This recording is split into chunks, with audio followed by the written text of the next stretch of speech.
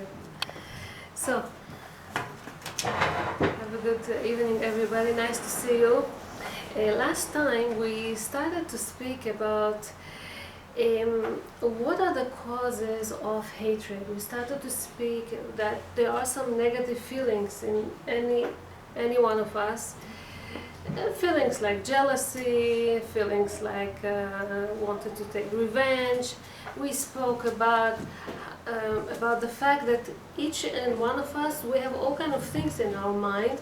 It depends what we're feeling it with positive or with negative, right? Let's continue with this thing. When we start Sefer Devarim, it's the 5th book. So Moshe Rabbeinu, before he dies, he rebukes the Jewish nation. He tells them something over there, something that's called like that. Once he sent these spies to Israel, right? They were supposed to see the land. When they came back, the land was beautiful. Eretz Zavat Chalav Udvash. It was a beautiful, beautiful land. But when they came back, what did they say? What? They said, Desert. how can we win these people? They're giants, people living there. We're so afraid we won't be able to conquer those people. They will kill us instead. Instead of talking about the good of Israel, they spoke negative, right? So they say over there, "Veteragnu be'aholechem." You were sitting in your tents and complain for no reason. Vetomru, and you said, "Besinat Hashem otanu," because Hashem hates us. He took us out of Egypt. For what? To be killed by the Amorites and the other nations? Because Hashem hated us, He took us out of Egypt. This is what they said. And Hashem was upset. Hashem hates us? How many miracles He did to save us, to take us out of Egypt? We're slaves over there. Nobody can go out, they say, into Egypt, that land, many years ago, ancient Egypt, and come out alive. And Hashem made so many miracles to take them, to save them. And instead of being grateful, okay, we said, oh Hashem, you hate us and you just want us to die over here. Okay, this is called sinat chinam. What does sinat chinam in Hebrew means?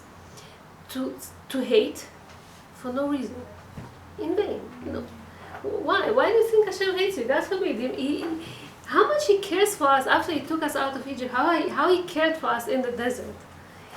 Gave us food, make us so much miracles, protected us. You know, all these clouds that we had around us, it was like air conditioned system. It was, you know, whatever we needed, it was there. They didn't have to go to work. They didn't have any obligation, nothing. It was so pleasant this time. Instead of thanking, we were complaining. In Bukhari we call it no shkuri, right? So let me give an example. Sarah, she was looking for a daycare for her daughter, okay? She came to a new neighborhood, a new apartment building, and she asked, there was a neighbor over there, she asked her neighbor, okay, Lisa, she asked her, where can she register her daughter for a daycare, Jewish daycare? She said, I have a daycare. Really? So she was so happy. She has a daycare. The daycare is close by, and there's Jewish people, and it's a neighbor, so she will know her. It will be so much easier. She was happy, and she registered her daughter by that daycare.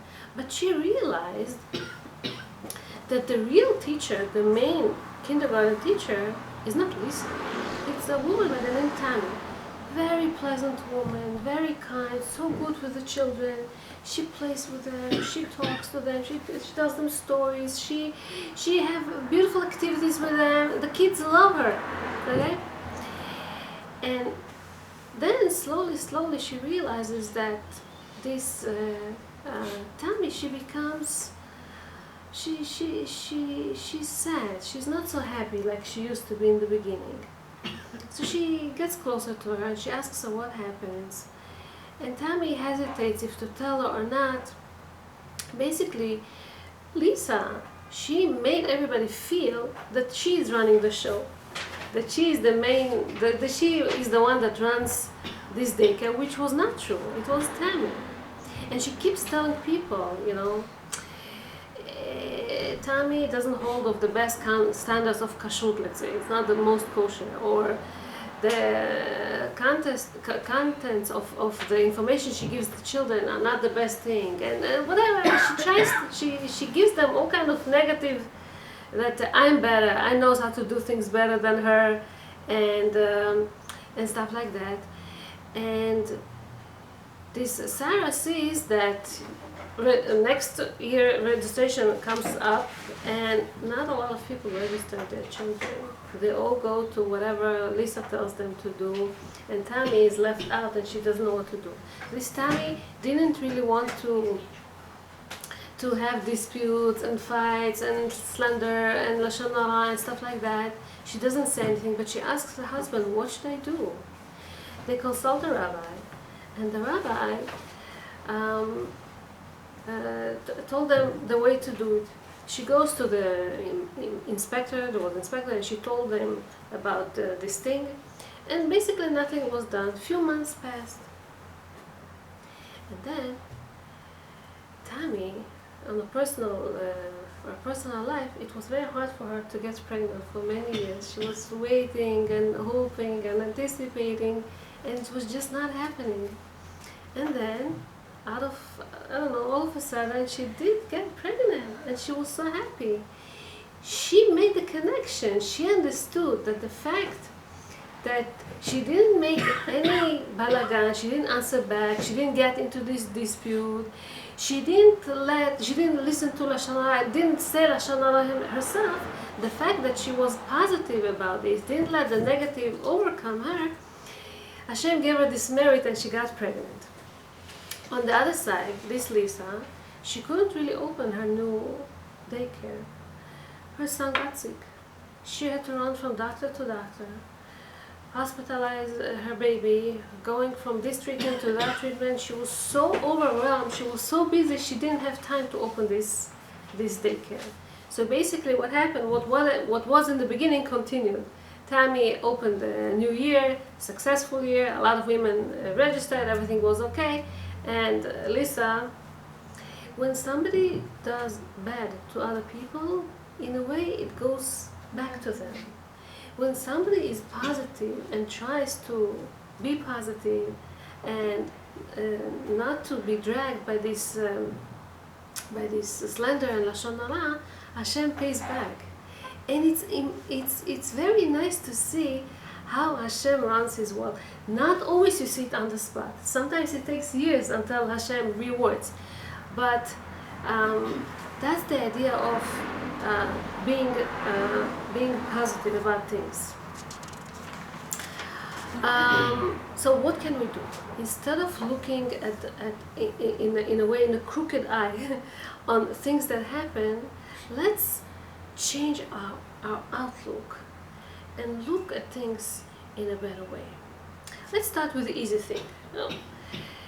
There was this lady, a woman, a black woman, that finished her college and wanted in education and wanted very much to find a job. She wanted to be a teacher. She applies here, she applies there, and it's so hard to find a job. She doesn't find a job. So eventually she went to this, I don't know, very, very poor neighborhood in Harlem somewhere, and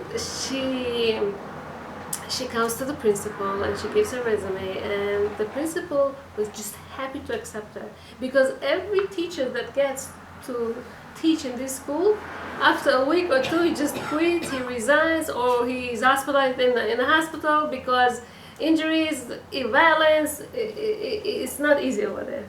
So this young woman comes to him, he's so happy, he's thrilled, and he accepts her.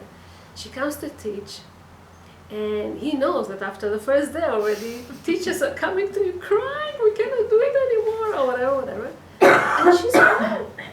He goes next to the classroom, he doesn't believe, it's quiet. The kids are not wild like he's used to. Oh, they're not disturbed, they're not making noises, and they're not screaming, and they're not... Okay, he gives it another chance. Another day, he says to himself, cannot be, probably, He goes and he hears that they're actually learning. They're studying there.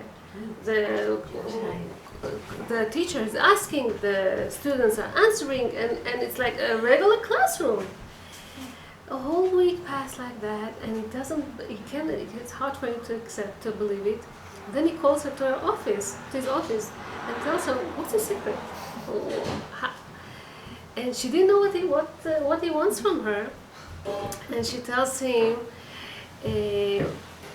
your class, this class is, there's a genius, these kids in the class. Genius, what are you talking about? Apparently, something interesting. Every teacher gets the chart of all their achievements. And in these charts are also all kind of data about the students, name and last name and address and age and height and I don't know, and the grades of course, and IQ and all kind of information over there. She, by mistake, where it said IQ, she looked at the height of the children and she saw the height. The height is much higher than the IQ. What is the average IQ? 100 or something. The height was much higher, and she thought that this is their IQ. She thought that they're genius, they're very smart, they knew, they're excellent and everything, and her attitude was accordingly. Look how the kids, their senses are so sensitive. They feel. If they feel that you treat them with respect, if they feel that they know, and this is how they react back. They felt that she trusts them, that she believes in them, that they can do it, and if one student or so got up and wanted to disturb, they hushed him, and they continued and they succeeded. Because it's so important how you look at your kids. If you show that you don't trust, okay, you're going to get it back. If you show that you trust, it's beautiful. This is how it goes. And now take it and see how our Torah looks at things. Our Torah gives us all kind of mitzvot sheben adam lechavor, between us and other people, and it goes to deep inside our hearts, inside our minds, how to think even. There's a pasuk that the rabbis write in Sefer, it's called Pirkei Avot, Veheve dan et kol ha'adam lekav zchut, meaning judge every person favorably, take the benefit of the doubt. You don't understand sometimes why he acted this way, but we love to judge because we tend to. And okay, so let's take an example. And this scenario can happen daily to every one of us, in wherever you are, whether it's in your job, whether it's in your home, in your in the mall, I don't know. So David and Benji, they went to a wedding of a mutual friend by the name Jonathan, okay? David comes, and as Jonathan, he's the one that makes the wedding, right? As he meets David, what did he tell him? He tells him, nobody called you. Benji sees that, and he feels sorry for his friend. What kind of welcome is nobody called you? Like, you're not wanted? Who wants you here? He feels bad for him, and he thought that this David is going to turn around and go home, because it's insulting way of he's a guest. He comes, he's supposed to welcome him, but David kind of ignored. He didn't leave the wedding. He stayed there. He was fine with this, and Benji didn't understand. So meanwhile, we have phone call. When our cell phones, he texts some of his friends that are there. He start talking to them. That's not fair. Look at his attitude. Look how he does. Look how he doesn't respect the fact that David came to his wedding. We have to do something about this. We have to rebuke him. We have to say something. Let's meet. Let's say something. Blah, blah, blah. And then this David hears that. He tells him, hey, what happened exactly? He says, look how he treated you, not nicely. Look how he accepted you. Nobody called you. He said, David tells him, you don't know the whole story, I'm sorry. And he's like, well, what's the story? So David explains them that few days before the wedding, his friend Jonathan, the one that makes the wedding, his cell phone broke and he needed the telephone very much. David tells him, I don't really use my cell phone so much. You can take my cell phone and use it. If there are going to be very, very important messages, just let me know. He comes to the wedding, so he meets you first time, and he tells him, nobody called you. Means you didn't really have any special messages or anything. But we, from the side, when we hear such a thing, what do we think? Look at him, that's not fair, that's not right, this is not our attitude, blah, blah, blah. We start making a whole big thing out of nothing. This is called when we love to judge other people and we distort it. We think that, it sometimes it's good for our purposes or something, and we think, this is the right way. It's wrong. It creates a lot of disputes, it creates a lot of problems, and it's not right. We have to be very, so careful about this. You probably know, it's a famous story about the cookies. You know the story about the cookies? Mm-hmm. There was this lady that had to travel to different city, and she was sitting in the airport, okay, waiting for a flight. She brought with her a bag of cookies, a famous brand of cookies. She put it in her bag and she left her bag and she went to see something or to throw something in the garbage or something.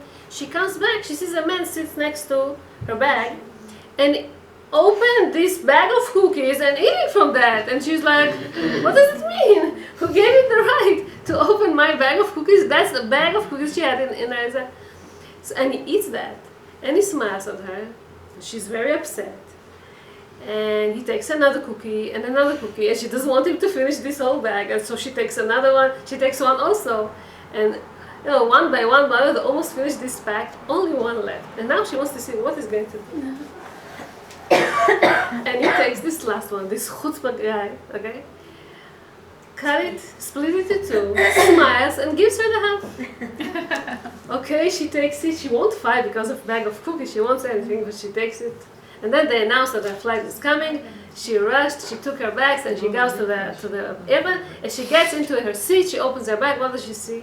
A whole pack of cookies. She didn't even open. She thought he took it from her. She thought this man has no manners. Well, who he thinks he is and how he dares and then this is what happens when we allow ourselves to judge. It's interesting. Masechet Sanhedrin, they say something interesting in the Gemara. They say there are two types of animals. There are some animals that are optimistic. Some humans are the same. Right? That it looks at and there are some animals that are pessimistic. The animals that are optimistic are like the rooster. And the pessimistic are like the bat. This is the example given in the Gemara. Why a rooster? A rooster, from the dark moments of the night, is looking for the light. Okay? And the bat cannot stand the light. The bat functions only at dark. There are some people that no matter what will look for the good, for the negative, for the light. And this is what the Judaism say. You have to look at the good. You have to search for the good. Don't stay in the darkness. Sometimes we are in good, but we don't see. We think we're in dark. That's what happened to the Jews in the desert. Everything was good for them.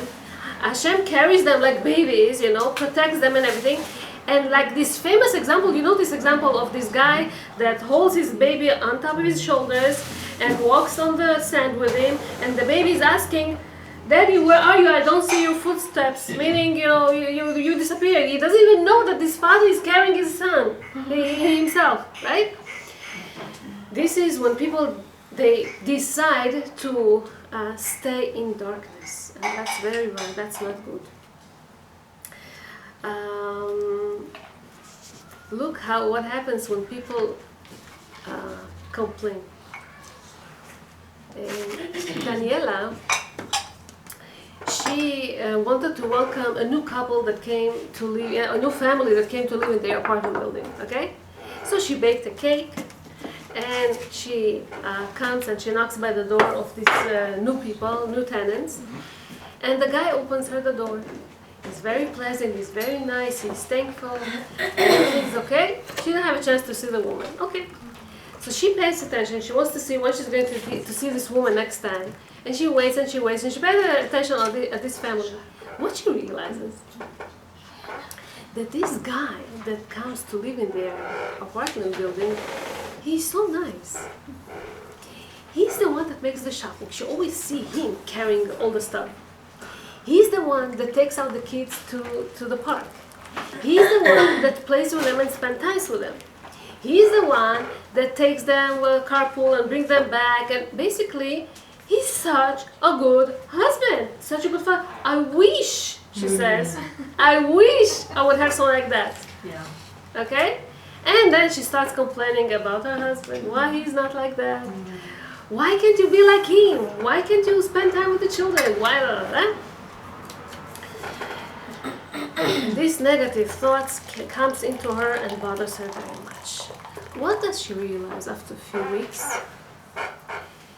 Somebody told a story, somebody said that she heard that this family moved to their apartment building because this guy, he became a widow just before.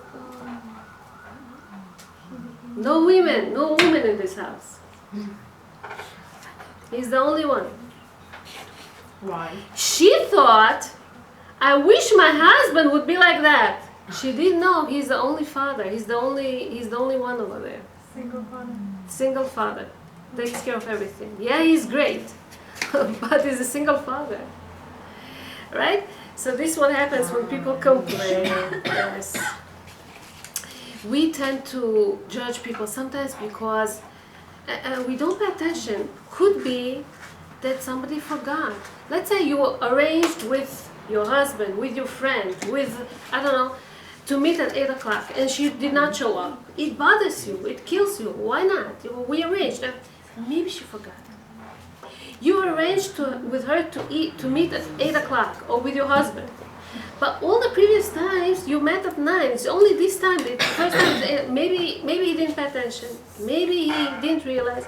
Maybe as you were arranging it with him, a new call came in and he didn't pay attention. Or the kids were screaming in the back of the car and he didn't really listen. Or all kind of stuff can happen. People are coming from different backgrounds. People have different customs. People do things. Whatever is important for you, not necessarily important to him. There are so many differences between men and women. I don't have to tell you. But you can make out of every little thing like that a whole big dispute. And you don't really need that. If you understand where it is coming from, it makes it so much easier. Okay? So to change the outlook, it's very important. So till now we spoke about what happens when other people do wrong things to us, how we should look. What about us? What can we do to stimulate love, to create, to arouse a love between us and people? So one example of showing it an act of love is giving in. People don't realize, but giving in is so strong. Listen, girls, in America, when you live in America, you see movies, you go to the stores. American culture, they don't know what does it mean to work on quality. They don't know. They talk about two strangers that were stuck somewhere in the desert in Nevada and needed a place to sleep for the night. They come to the only motel around, and they need a room, both of them, two different people, and there's no room. So they give them one room for both of them if they want. They said, okay, no room, what can we do? They took one room. So they get to bed, they get ready to bed, they go to sleep. After 5 minutes, one gets up. I cannot, it's hot over here. He opens the window. The other one After 5 minutes says, I cannot, it's too cold, he closed the window. Again, after 5 minutes, this one opens, this one closes. And slowly, by time, it's with all kind of remarks and all kind of statements and with all kind of, I don't know, curses and with all kind of whatever. Basically, the whole night, one is getting up to close, one is to open, In the morning when they get up, what did they realize? That there was no glass in that window. Isn't that all in our mind? It's all the imagination. You want to be negative, you decided to be negative, you will be negative. So, yes. But in our Torah, we see how rabbis, how people, they were trying to work so much on their qualities. Work so much. So let me give you an example of what does it mean giving in.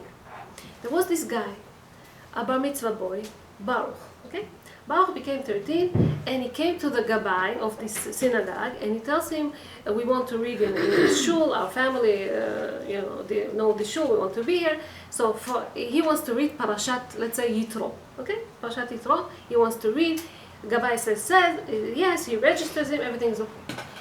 Sometime later comes another boy and tells him that he wants to read the same week, and the Gabbai forgot about the first boy, about Baruch, and he registered him too.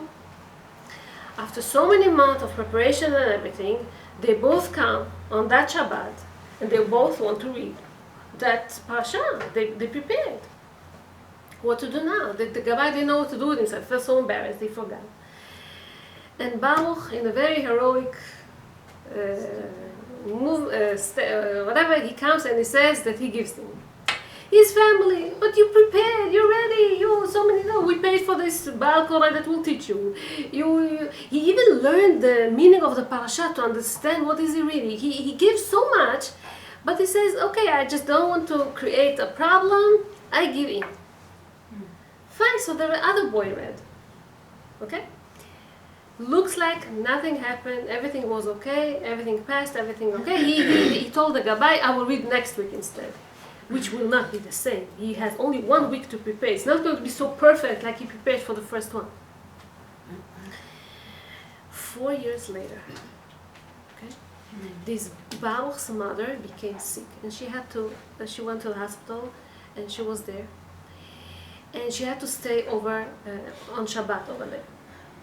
On that Shabbat, a big rabbi came to that hospital, very big rabbi, and the people who helped the rabbi, they ordered a very important professor to come and cure him. So he comes, he takes care of him and everything, and he stays on Shabbat. So now the rabbis, Shamashim, are looking for somebody that will read for him the Torah, they want a minyan over there. So they ask around, this boy, Baruch, he offers himself.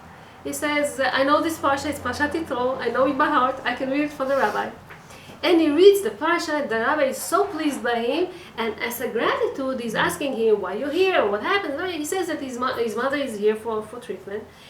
And he asked him what was the problem. He told him, the rabbi said, it's something is a similar field of my professor, I can ask him. So he asked the professor, a very known professor, and the professor says, they diagnosed her wrong, it's not right, and the treatment is also not right.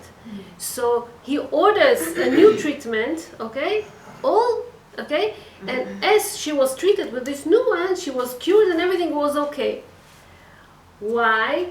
Because the rabbi, because this boy, he read for the rabbi, whatever. When somebody gives in, Hashem loves these people, and Hashem rewards them. Sometimes we want to see reward right away. It's not really happening right away. Hashem has His own ways and His own timing and everything. But it's so beautiful to see that whenever anybody gives in, he just gains from this. God forbid, he doesn't lose. Only good comes out of it. I know of. Okay, let me tell you about. A fable. There was this cedar tree. Cedar tree are tall, are beautiful, are nice, right? And next to it, some weeds. The weeds got jealous. We want to be strong like the cedar tree. What are we? Every wind that comes by, we have to lower ourselves. We're nothing, and we don't feel comfortable. We want to be like cedar. And Hashem teaches them a lesson. A big, strong wind comes, like a hurricane. And, interesting, the cedar tree that was so strong, that was so tall, broke down. And these weeds that were so low and very flexible with the wind, so they lowered themselves a little bit with the wind, but then after the wind left, they were fine again. Rabbi Akiva was example for that. It says that, I think it was Rabban Gamliel, in the Gemara, sees that the ship of Rabbi Akiva is in a big storm and it's sinking with Rabbi Akiva inside, and he was so worried. What's going to happen? Rabbi Akiva is a great rabbi. Chaval is going to die in this storm.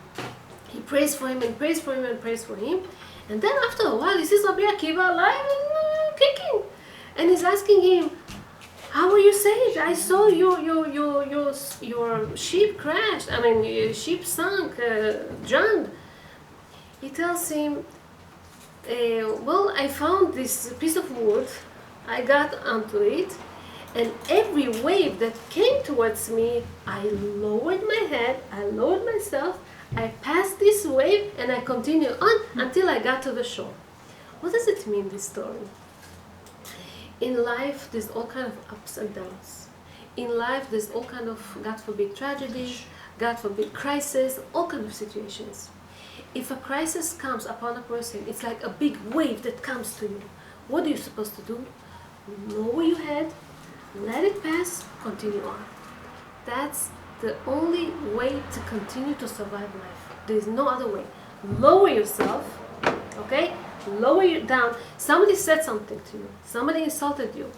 Your mother-in-law, your husband, your cousin, your neighbor, I don't know, said something.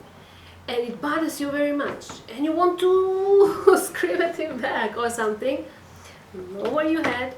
You're going to talk about this later, whatever. For now, just let the storm pass, and afterwards you're going to be stronger, and you know how to deal with this. This is what our sages, this is what our rabbis teach us. So. Let me finish with one interesting thing. There was a man that became 70 years old.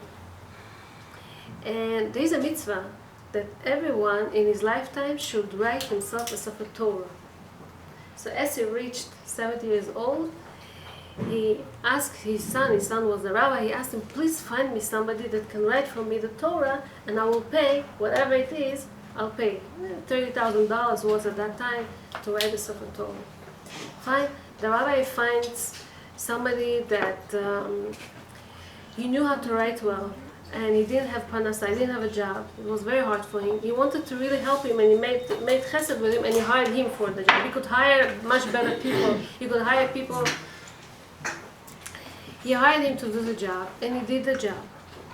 As they're supposed to pay him the whole amount, all of a sudden, he decided that he wants the rabbi to pay him a bigger amount. Why?